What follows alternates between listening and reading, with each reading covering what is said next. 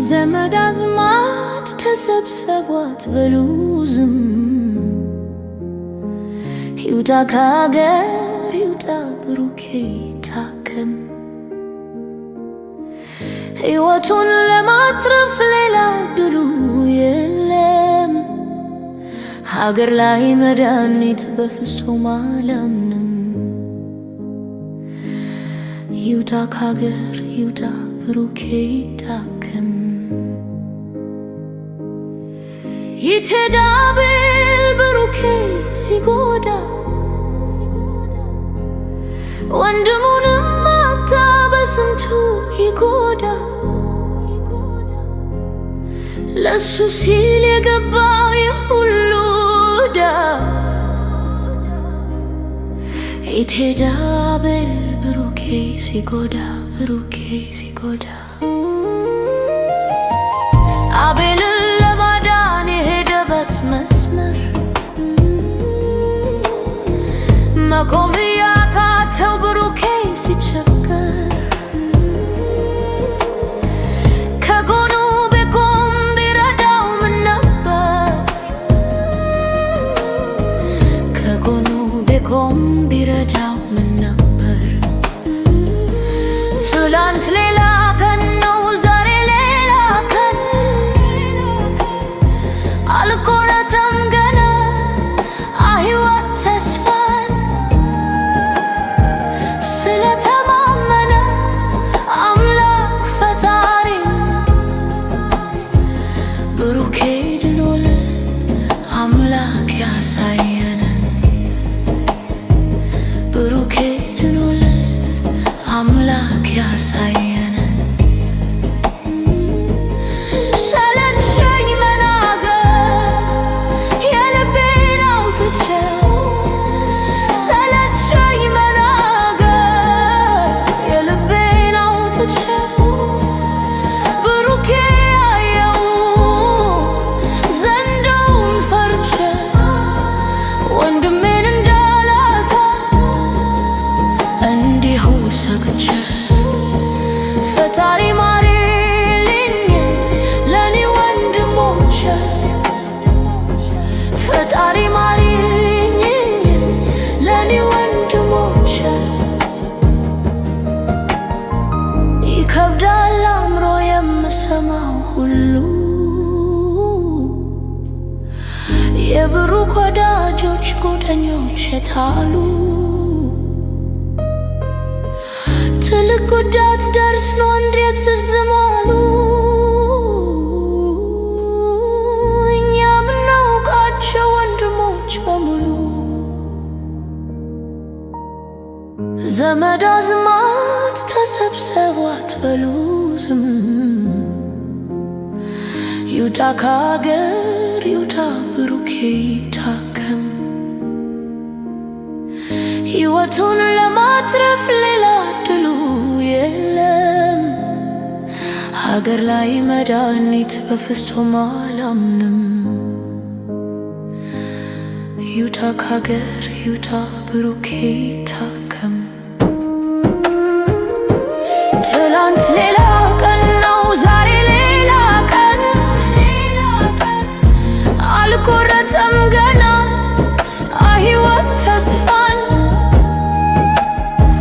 ስለተማመነ አምላክ ፈጣሪ ብሩኬ ድኖልን አምላክ ያሳየን ብሩኬ ድኖልን አምላክ ያሳየን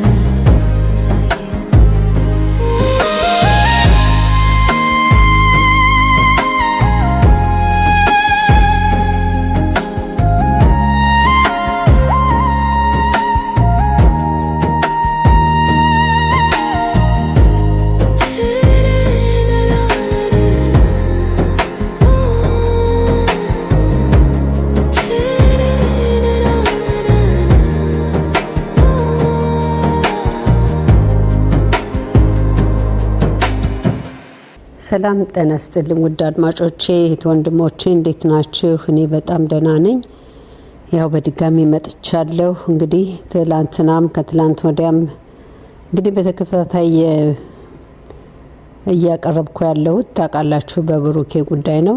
ዛሬም እንግዲህ ያው በብሩኬ ጉዳይ ነው የሚሆነው። ዛሬ የብሩኬ ጉዳይ ብቻ ሳይሆን እንግዲህ አንድ ደግሞ ወንድማችን በዚሁ በዘንዶ ጥቃት ተደርሶበት በጣም ጉዳት ላይ ሆኖ አይተናልና በዛ ጉዳይ እስኪ ያለኝን አስተያየት እሰጣለሁ። የእናንተንም ደግሞ ሀሳብ ያለው ማለት ነው። እስኪ ለማንኛውም እችን ቪዲዮ አይተን ተመልሰን እንምጣ። በአውሬው ተነክሶ ግን ልጁን ማትረፍ አልተቻለም። መፍትሄ ልትሆኝ የምቻ አንቺ ነበርሽ። ፕሮፌሰሩን መስፍንን እዚህ ድረስ በማምጣት ለነሱ መፍትሄ መፈለግ ትችይ ነበር። እናት ነሽ። ያቺ እናት ግን እያለቀሰች ስትለምንሽ ምንም ማድረግ አልቻልሽም። ያ እንኳን ጸጸት እንኳን እንዴት ሊገልሽ እንደነበረ እንዴት ስታዝኝ እንደነበረ ያንቺን ስቃይ እንኳን ልጅሽ ነግሮናል። ያንን ስሜት እንኳን መቋቋም አልቻልሽም ነበር። መቼም ታስታውሻለሽ፣ በእርግጠኝነት የነበርሽበትን ጸጸት ታስታውሻለሽ። አሁንም መቼም እኔ ልጅሽ ሆናለሁኝ። እንደዛ ሆኛለሁ። ከዛ ውስጥ መዳን እኔ እፈልጋለሁኝ እያልኩሽ ነው። ለዛ ደግሞ አንቺ ድልድዩዋ ነሽ፣ ፕሮፌሰሩን ታውቂዋለሽ እያልኩሽ ነው። የሞተውም ልጅ ቢሆን እግዚአብሔር ነው የፈቀደው ነው ያደረገው። እኔ ምንም ያደረኩት ነገር የለም። ያንድ ሰው እጅ ያንድ ሰው ህይወት እንግዲህ በእጅሽ ላይ ነው ያለው፣ በሞትና በህይወት መካከል የቆመ ሰው። ታዲያ ያንን ሰው መግደል ይሻልሻል አንቺ? እዚህ ጋር ሰው መግደል፣ ሰው ማሳጣት፣ የሰው ህይወት ማሳለፍ ይሻልሻል ወይስ ደግሞ እዚህ ጋር ያለውን ነገር መረጃዎችን አንቺ ሰጠሽን እኛን ነፃ ማድረግ ማዳን ይሻልሻል? ሎት እየተለማመጥኩሽ ያለሁት አንቺንም ጭምር በሞትና በህይወት መካከል ስላለው ነው። ያለውን ነገር ከዚህ በፊት እንደምናደርገው ማድረግ አያቀተኝም። እኔ እንግዲህ እዚህ ጋር እንዳያችሁት የመስፍን ባለቤት በዚህ ደረጃ እኔ ምን እንደምል በነገራችን ላይ አላቅም። በምን ነው የምገልጸው ይሄን ነገር? እናት እንግዲህ ይሄ ልጇን እያየን ነው። ብሩኬ እንደዚህ እንግዲህ የልጇን እድሜ ባናቀውም ብሩኬ ከልጇ ያነሰ ነው የሚመስለውና አንድ እናት ለልጇ የምታስብ ይሄ ልጅ ፊት ለፊቷ ልሞት ነው፣ ነፍሴን አድኝኝ፣ ታደጊኝ እባክሽን እያላት በዚህ ደረጃ እንዴት ልጨክን ቻለች? እኔ ምን እንደምላችሁ አላቅም። ግን በጣም ነው የከበደኝ። ምን ሁና ነው? እውነት ደግሞ ይሄ ቺፕስ የሚባለው ሴትዮ ሰው ሳትሆን ሮቦት ናት? ምንድነው ይቺ? ይሄንን ልቧ ላይ ምንድነው እንደዚህ ጠንካራ ያደረገው?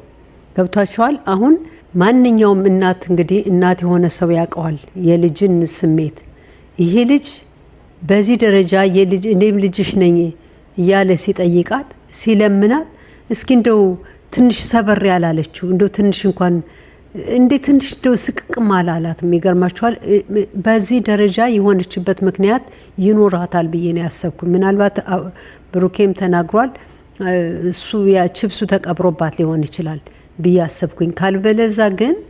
ካልበለዛ ግን እኛ በምናውቀው እናቶች ኢትዮጵያውያን እናቶች የኛ እናቶች እንደዛ አልነበሩም። እና እቺ ሴትዮ የሆነ ነገር የተነካችው ነገር አለ እንዳሉት ይህን ነገር የሚወጣ ነገር ከሆነ ከዚህ በፊት ሰምቻለሁ። ያኛው ገዳዩ ይወጣል አውጥተውታል ከኔ ብሏልና እቺ ሰውና እቺ ሴትዮ ትመርመረና ይውጣላትና ምናልባት እሷም ነጻ ትሆናለች እነ ብሩኬንም ነጻ ታደርጋለች ብዬ አሰብኩኝ እንጂ በትክክለኛ የሚያስብ አይምሮ ያለው ሰው አንድም ፍጡር ነፍስ ለማዳር ሰው ውሃ ሰው ሲገባ ሲያይኮ እንኳን መዋኘት የሚችል ሰው መዋኘት የማይችል ሰው እኮ በድንጋጤ ያንን ሰው ለማትረፍ ራሱን ለአደጋ ይጥላል።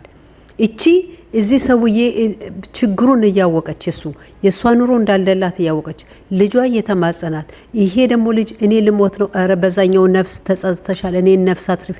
እንዴት በዚህ ልብ በዚህ ሁሉ ንግግር እንዴት ቻለችው?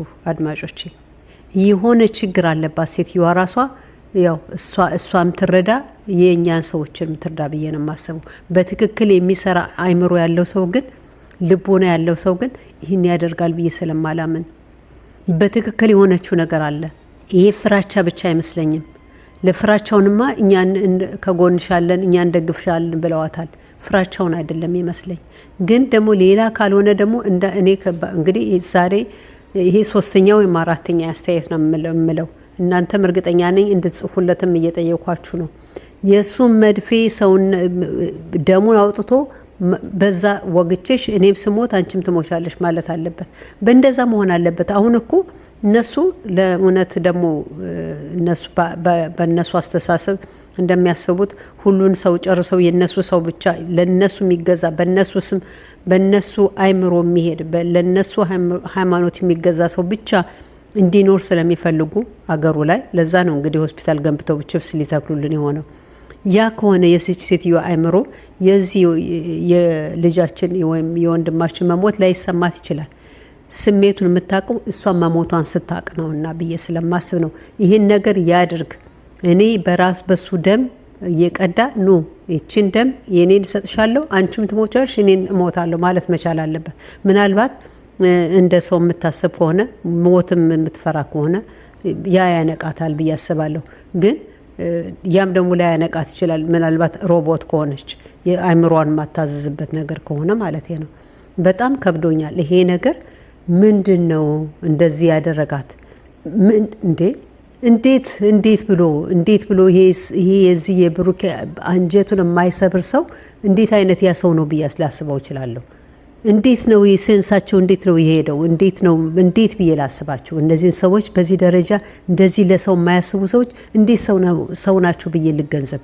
እንዴት ከሰውነት የወጣ ነገር ሲያደርጉ እንዴት ሰው ናቸው ብዬ እነሱን እንደ ሰው ለያቸው? እና እንግዲህ እኔ ምን እንደምላላቅም እናንተ ምን ይመስላችኋል በዚህ ጉዳይ ላይ? እኔ እቺ ሴትዮ ችግር አለባት። ያ ችግሯ ይታይና ችግር ከሌለባት ግን የእሱን ደም ወቅቱ እሷንም ማሳየት ነው። ከዛ በኋላ ምክንያት ትፈልጋለች፣ ወይም ልጇ ላይ ማስፈራራት ወይ እሷን ወቅቶ ከዛ በኋላ ለእሷ ስትባል መድኃኒት ትፈልጋለች።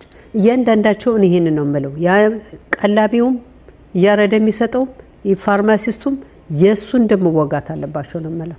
በቃ በእነሱ ስር እስካሉ ድረስ ይህንን እድል መጠቀም መቻል አለባቸው። ቀን እየሮጠ ነው። ምን እንደሚጠበቅ አላቅም። ወደ አድማጮቼ እስኪ ለማንኛውም ደግሞ ይህንን በጣም የሚያሳዝን ነገር እስኪ ደግሞ አዳምጠን እንመለስ። ብቻ አሁን ላይ ያለውበት ነገር ከበሽታው በላይ ሰቀቀኑ ያሰጋሃል። አንተም እንደኔ አይነት ችግር ውስጥ ነህና መድኃኒቱን ቶሎ አግኝተህ መዳን ብቻ ነው ፈልገው። ገና ብዙ ነገሮች ይጠብቁኛል። እኔ ካልጋ ተነስቼ እናቴ መጦር እፈልጋለሁ። እኔ በእንደዚህ አይነት ሁኔታ መሞት ምን ማለት አልፈልግም። በቃ ብዙ ተስፋ ያለኝ ልጅ ነበርኩኝ። አሁን ላይ ግን ይሄው እንደምታየው በቃ መንቀሳቀስም አልችልም። ህመሙም አያሰራኝም። በቃ በቻልኩ አቅም መድኃኒቱን ቶሎ አግኝተክ እኔም አንተም እንድንድን ነው የምፈልገው። ሌላ ነገር እንግዲህ ማለት የምፈልገው እንግዲህ እንዳያችሁት ይሄ ልጅ እንደተጎዳ ከዚህ በጣም ጉዳቱን አይተዋል እና በእርግጥም የቲታኖስ ተወቅቷል፣ ወጉተውኛል ብሏል።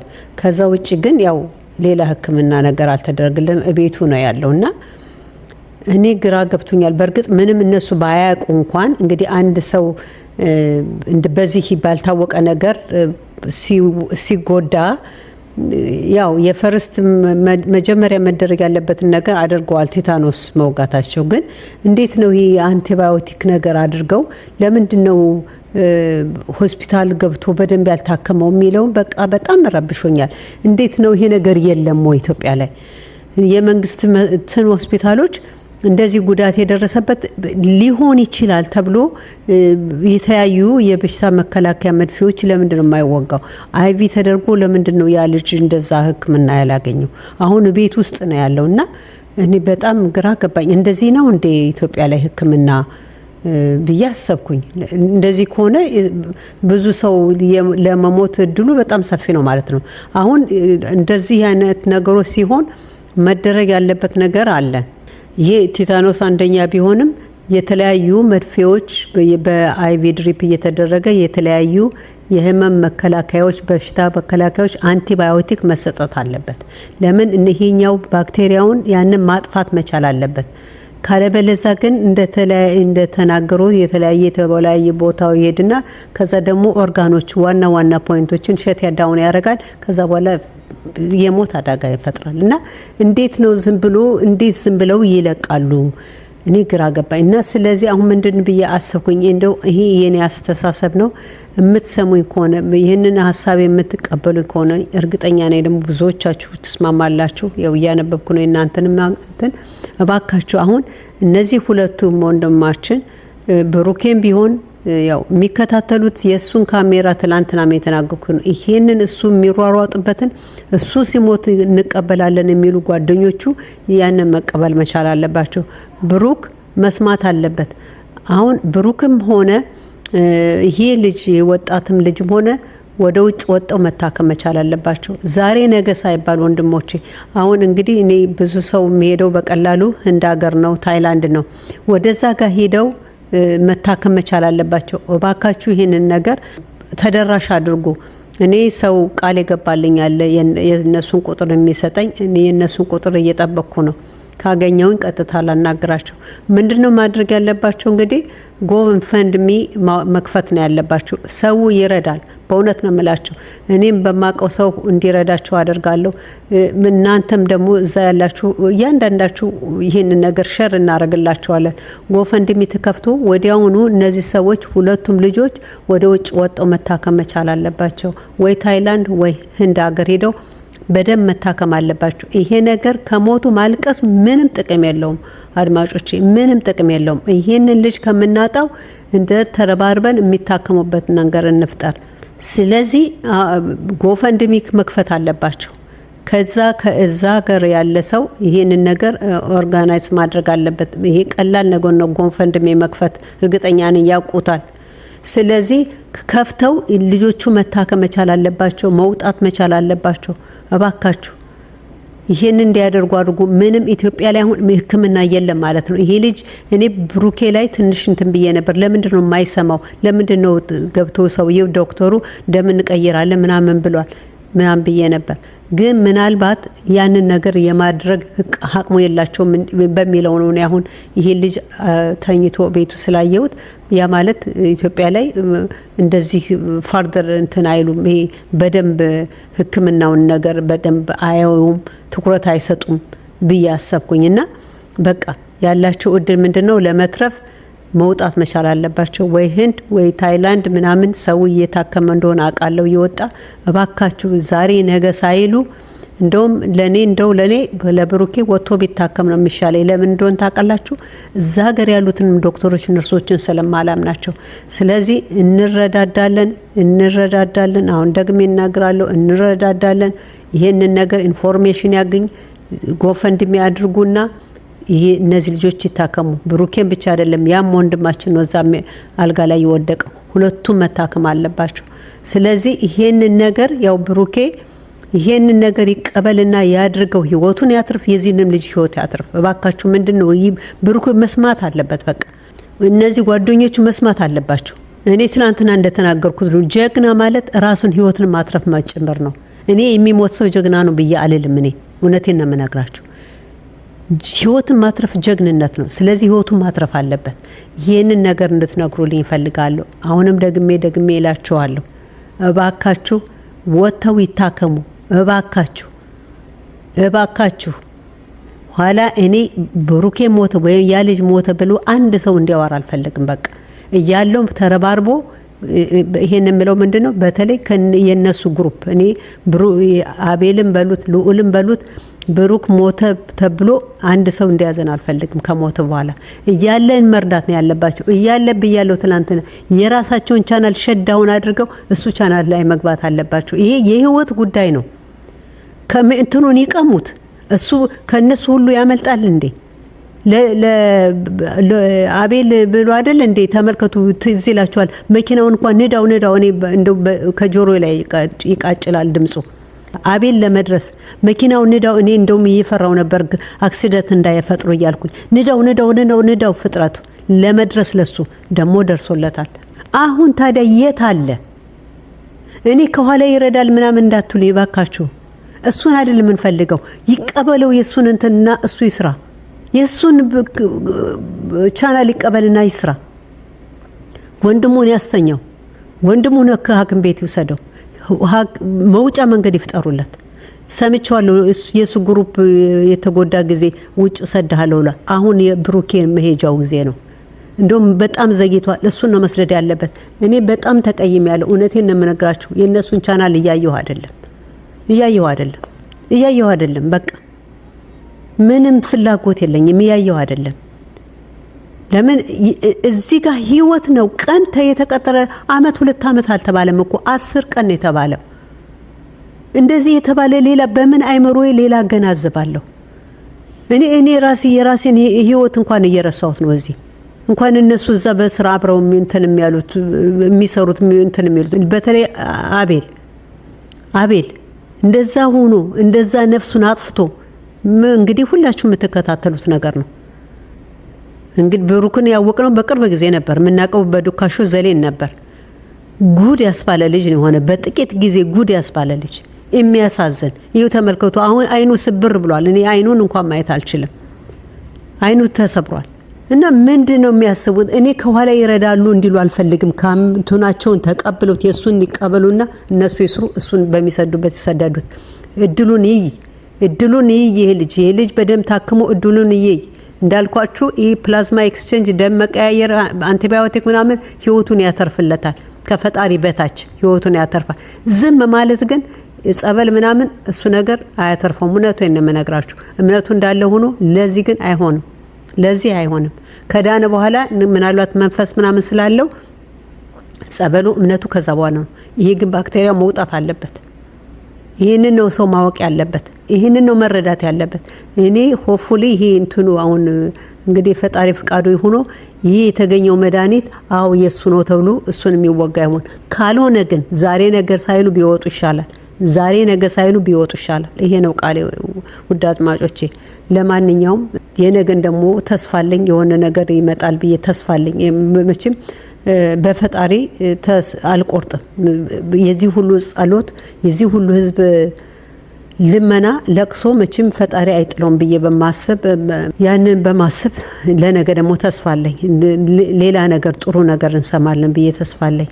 ሆኖም ግን ደግሞ እንግዲህ እንዳልኳችሁ እርዱኝ እረዳችኋለሁ ነውና ይህን ነገር ማድረግ አለበት ብዬ አስባለሁ። እናንተ የምትሉትን ደግሞ ጨምሩበት፣ በሉት፣ ዝም አትበሉ። እርግጠኛ ነኝ እያንዳንዳችሁ የራሳችሁ የሆነ እንደኔ ሀሳብ አለ። እኔ እዚህ ጋር ስመጥቼ ስለተናገርኩ ሳይሆን እናንተ ከኔ በላይ ታስባላችሁና እባካችሁ የምታስቡትን ነገር ሼር አድርጉ። በዚህ ሆነ በዛ ዋናው የኛ አላማችን አገራችን ላይ ምንም አይነት ሰይጣናዊ ነገር እንዳይኖር አገራችን ላይ ሁሉም ሰው በሰላም የሚኖርበት አገራችን ላይ ወንድሞቻችን፣ እናቶቻችን፣ እህቶቻችን፣ ዘመዶቻችን በሰላም ገብተው የሚወጡበት አገር እንዲሆን ነው የምንፈልገው። ይሄ መጥፎ ነገር የባዕድ ምናምን ነገር አንፈልግም። ያም ደግሞ እንዳይሆን እየተከላከሉልን ያሉት እነዚህ ጀግኖች ጋዜጠኞቻችን ናቸውና ለነሱ እድሜና ጤና እንመኛለን። ክፋቸውን ያርቅልን። ምንም መስማት አንፈልግም የነሱን ክፉ። እንግዲህ ወንድሞቼ ስላዳመጣችሁኝ እጅግ አድርጌ አመሰግናለሁ። በነገው በሌላ ቪዲዮ እስክንገናኝ ለዛሬው በዚህ ሰናበታችኋለሁ። ባይ